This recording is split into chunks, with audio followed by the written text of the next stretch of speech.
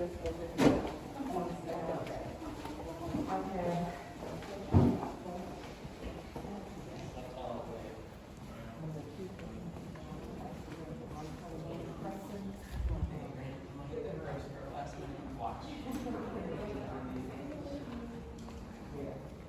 Alrighty, got everybody in here? You already are familiar with this room. This is our main lobby. This is the entrance. Records right here behind you. If you need copies of reports or anything, that's where you go for that. The desk officer typically sits there. She's sitting there right now. She's probably working hard on a report. Can't even hear me. That's all right. The lobby closes at 5, and then the desk officer ends up moving to the jail entrance, which is open 24/7 on the other side. Here we have some of our memorabilia, but most important are our honor chairs, our 2 fallen officers, Officer Joe Murphy and Cadet Christopher Murray. Officer Joe Murphy died in the line of duty helping Salina. He was on his way up helping Salina when he got hit by a truck back in '68. And then Cadet Murray died in 2016 because of a medical issue during, I think it was his last day of training at the academy. So we honor them. You'll notice outside that pretty green mural, what's it called? Memorial. There it is. You'll see their names are etched on the first 2 bars there. We hope to never have to add another name, but we are very aware of the realization that it is our profession. So, moving on this way. Well, hold on, but before we go anywhere, so my job actually is to give perspective, and some of you have already heard this speech, but I was actually Brad's SRO when he was at Frisco High School, so he reminds me of it every day because we work in the same office. And you know what? And people still refer to him as OJ.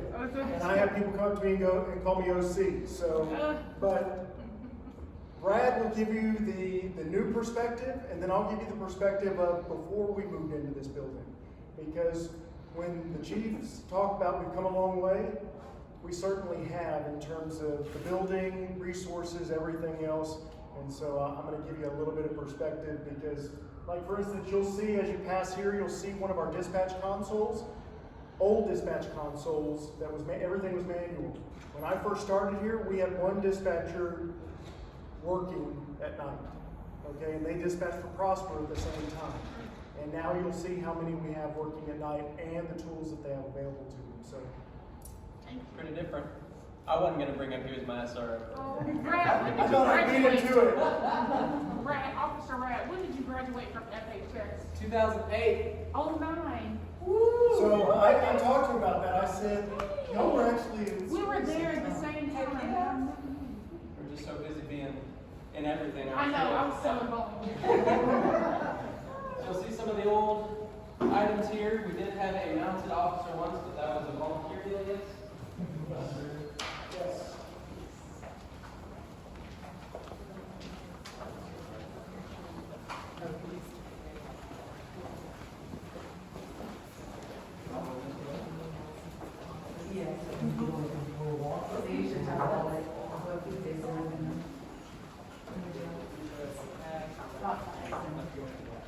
Give it a preview. Yes. So everything to my right, your left, behind this wall is community services.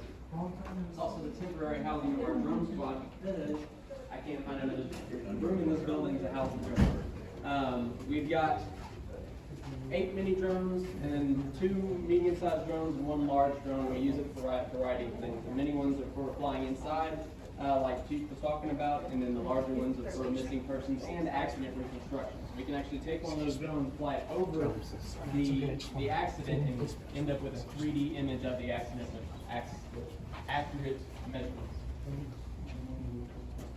I gave him the heads up. Do you know how much those drones cost? Like, what would be the price for a mini? A mini, about $500. Just 500.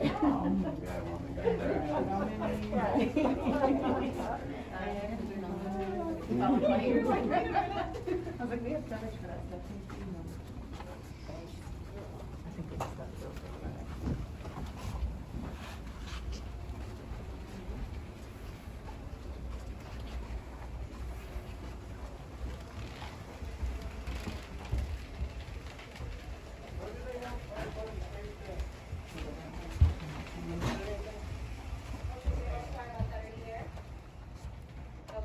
We got multiple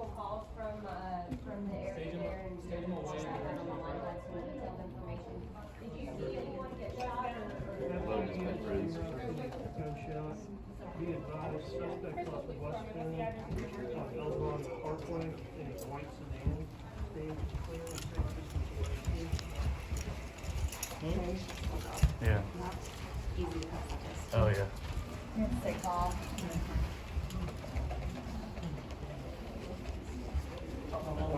Going this way? Okay. Sorry. We're gonna take a left. Yeah.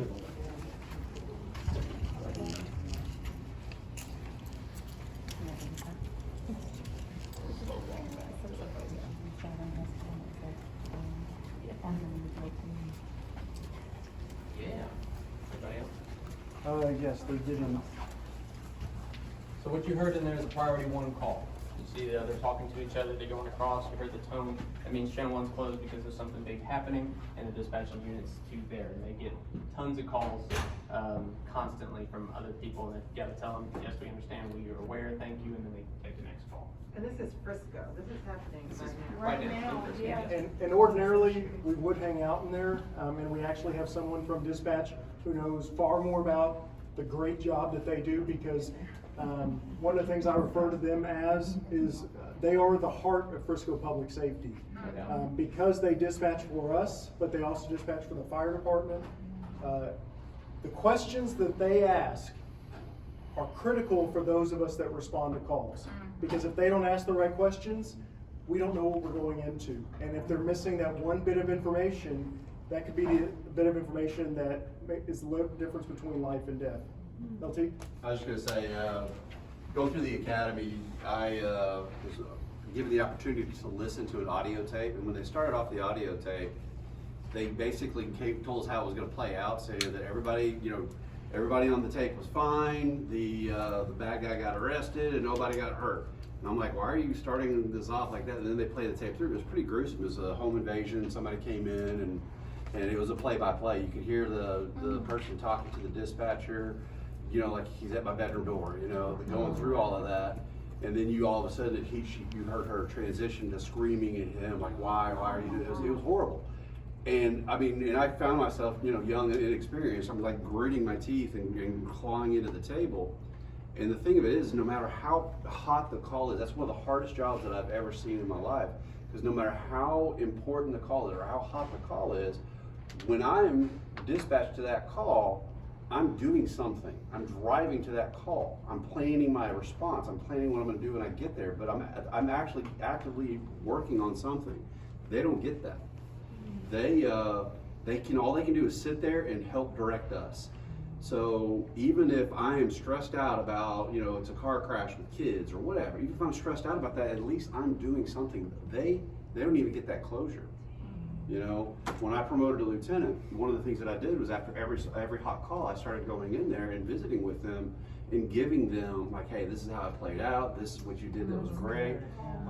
And it helps them a lot. And a lot of them have told me that they appreciated me doing that simply because they would wonder, or they would, and the officers build relationships with them, so they'll call the officer, say, hey, how'd that play out?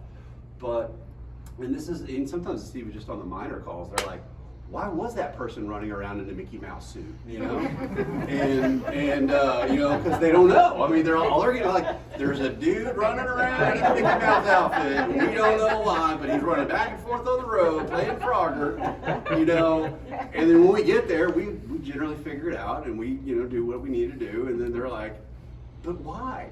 So those types of things that's one of the hardest jobs that we have. They have in this area. So Is it I true love our that the dispatchers. moment the person dials 911, it's on recording before anyone picks up?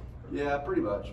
Yeah, so I mean, because anytime and that's pretty much with all of our phone. Well, yeah, with 911 it is. Once the call connects, it'll automatically record. Now, if you're calling from your cell phone and it's bouncing from tower to tower, it may not necessarily connect, but pretty much even before they answer, it's recording. And just on a lighter note, and I would be remiss if I didn't mention what the dispatchers would tell you. So what's the first question the dispatcher is going to ask you when you call 911? Address. What's the address of your emergency? Okay, it's critical. And if you have kids, you need to make sure that they understand that too. Because cell phones are a great technology, but oftentimes it only gives us a range of where you're at. It doesn't tell us an exact location. So it's super critical you know where you're at. It's also super critical if you accidentally dial 911. Stay on the phone. You're not in trouble. We just need, it's better that they make sure then that you're okay, rather than have to call you back or try and track you down. So again, just stay on the phone. The other thing I'll say is, if you have phones that you no longer have service on, but you let your kiddos play with them because it keeps them entertained, bear in mind that they can still call 911. Okay, it's required. Yeah. So they can still call 911 even while they're watching the movie or playing that game. So just be cognizant of that. But again, we couldn't do what we do without these folks, and I couldn't do what they do. I mean, I just sit in there. But again, if you look at the numbers that we have now, and during the day, we even have more dispatchers in there. And like I said, when we were in the old building, and when I refer to the old building, if you know where the Boys and Girls Club is, over on McKinney, that was the police department, which included the jail, the library, city court, and also city council chambers. All in that building. So. How many dispatch calls? Oh, I'm so sorry. Sorry. FPD said that they were gonna come if we dialed 911, even if we said, hey, it's nothing, sorry. Absolutely. So even if you tell us everything's fine, more often than not, 99% of the time, we are still going to come out, because you could just be telling us that because someone is, there's duress, okay? We also have the capability of text to 911. All right, it's not available in every city, but our city has that capability. So if you can't call 911, always call if you can. But if you can't, you can text 911, and a dispatcher will communicate with you that way. Okay, super critical, because unfortunately sometimes you can't say what you're doing. You can't verbalize it. All right. Well, a test they do come. My 4-year-old pressed the button at the park. I was like, I swear we're good, and then the police. And you know what? And we're totally cool with, we want to talk to the kiddos because we like the fact that they know how to dial 911. Yeah. Never going to tell them, that dialing 911 is a bad thing. But we may hand them a sticker and just say, only for an emergency. Well, there's the button at the defibrillator, but it's like perfect eye level for a 4-year-old that doesn't get the blinking light when he presses it. And I'm like, it's right in your zone. Good lord. We'll keep walking this way. Feel free to keep asking questions. But Sorry, Red's our timekeeper too. we'll make sure. But they do an incredible job, and that's the one person you really don't want to piss off when you're on patrol. So be nice to your dispatchers. Don't raise your tone on the radio talking with dispatch. If you want to send us a letter, pretty much any officer, send it to 7200 Stonebrook. It'll show up here in one of our mailboxes. We're going to circle back around to this out here. So just foreshadowing there. As you'll see the elevator, as upstairs is mostly just cubicle space. That's where our CID is. That's where our detectives work. That's where our patrol officers will meet briefly before they end up hitting the road. Just kind of getting an update from the watch commander saying, hey, here's the thing that's going on right now that you need to be aware of. Now go forth and work. This is one of my favorite rooms, the break room. So when you guys want to bring us donuts, that's where they are. Okay, Brad. Yeah. This here was made by one of the chief's brothers, I think, in his garage. Donated to us. To your right, with the creepy red hands on there, they were put up 10 years ago for a Halloween joke and just never came down. That's our crime lab. They'll do identifying fluids. They'll run fingerprints that we run. If I go get a fingerprint off of a car after a burglary, I put it on a card and I notate it. And it'll end up in there, and then they match it with the databases to try to figure out who it is. And the whole process there is incredible.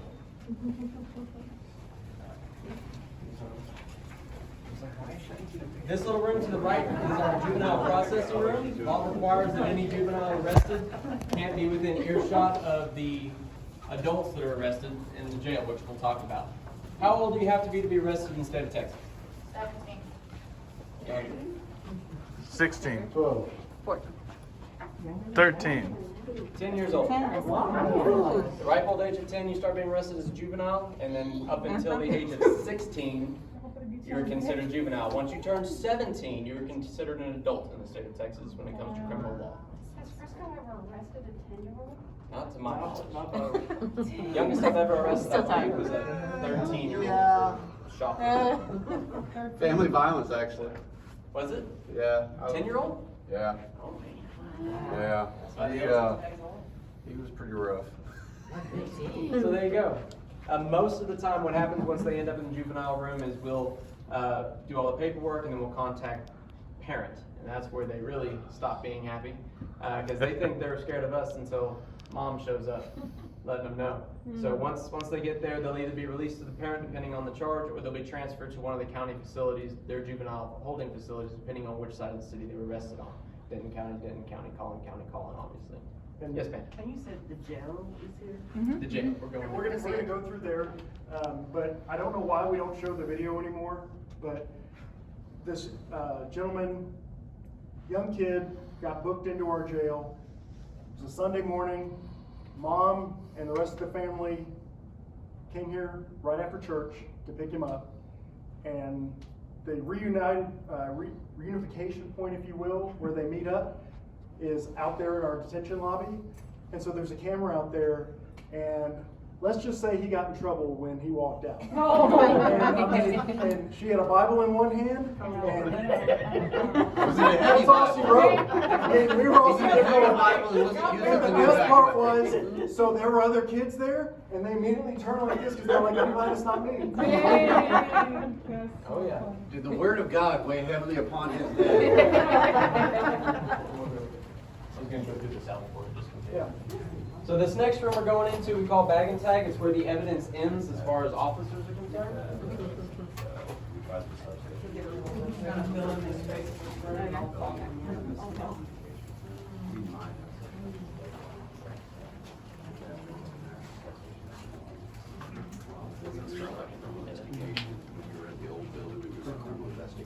Just two people in the jail just holding service, H1 and 2. Office space, right? Yeah,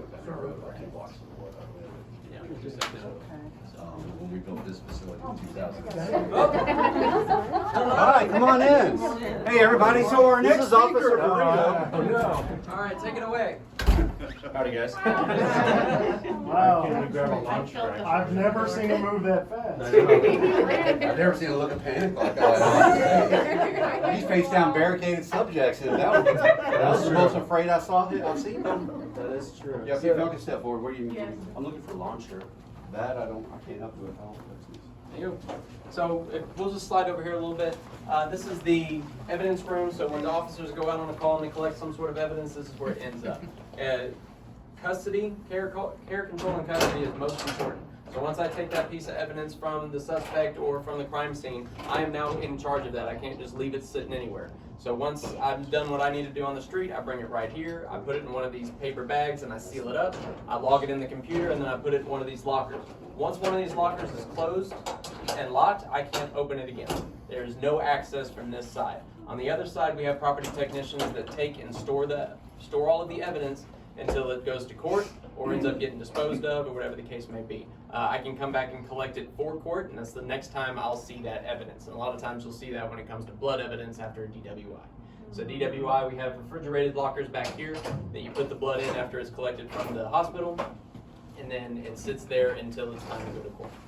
And despite the sophisticated ventilation system that we have, you can still smell the marijuana that's in the evidence. So I will not miss that smell when I retire. Sure enough. And then that's pretty much it. We do have some other drug testing kits about drug testing. We have on the street drug testing. We take a sample of it, put it in the drug kit, and it turns a certain color and confirms that it is cocaine, whatever it is I suspected it might be. That's not where the test ends. Once we collect the drugs, we put it and we store it, and then we also submit a lab submission form with that drug that sends it off to the state lab where it does confirm 100% that it is this drug based on that test. How long does it take for you to get that back? So the quick tests are instant, but that one can take a couple of weeks. It depends on the test, but it can actually take months if we need it expedited, because the state provides that free of charge. We can actually pay for it to be expedited to a private company that's certified to do that kind of testing. It just depends on the case and the type of evidence that's being analyzed. So, Which, if there was a death involved, we might be willing to do that. I mean, if it was one of those, like we're you know, it's an arrest situation, we're not that worried about it, then we'll let the state do it. It can be up to a year to 2 years before we get that evidence back. But if it's if there was a death involved, then frequently we will go ahead and pay to get it expedited, because that, knowing what would happen there can help us with catching whoever, you know, is involved, or potentially giving that family some closure. And Just one last thing, Sure. I wasn't clear when she was talking about this, so if we have prescription of any drug, we need the prescription on us from the doctor to carry it in the car? no, just keep it in the bottle that it was. Okay. There's That- a prescription on the bottle, the Yeah. label there. Okay. And you won't be able to see it probably, but we also have the ability to store anything that needs to be refrigerated. So biological evidence that needs to be refrigerated, blood, rape kits, things like that. Because obviously we're open 24/7, but our property techs aren't here 24/7. We store it, it gets locked away, there's multiple slots, and it will stay, what's the word I'm looking for? Cold? Cold. Okay. Cold, refrigerated. That wasn't the word I was looking for, but we'll go with Let's go high that school one, baby you know. right here. So anyway, not the word I was looking for. But anyway, so that way it preserves. There it is. It's been a little bit. I'm just getting a year older, so. He's officially old now. I think that was last year, or the year before. Right here, these lockers, as we're walking out the door, you'll see that this got those big locks on it. This is where we store our patrol rifles. Every officer is issued a rifle if they can qualify with it with 100% accuracy. One miss, and you have to requalify. If you cannot qualify with 100%, you do not get issued a rifle.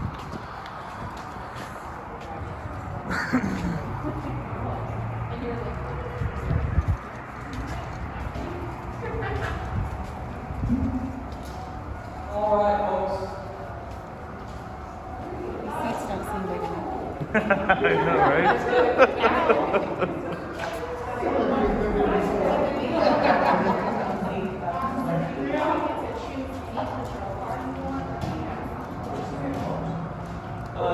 This is the sally port. If you have any weapons on you at all, pocket knives or anything like that, please put them in one of these lockers and turn the key. And then if you are recording or taking pictures, this is where that stops while we're in the jail.